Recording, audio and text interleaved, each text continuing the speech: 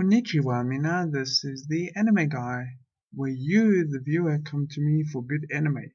The anime I'll be talking about today is called Say I Love You.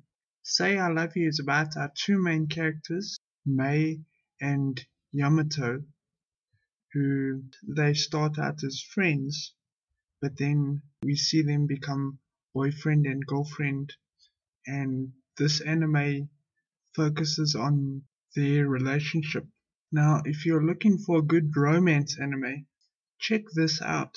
There's no harem, where it's like 5 girls and 1 guy.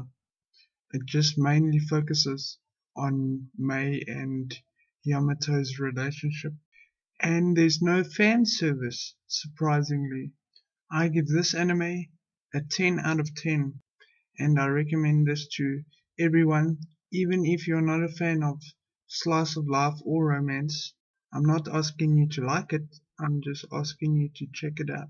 Thank you for watching, and until next time.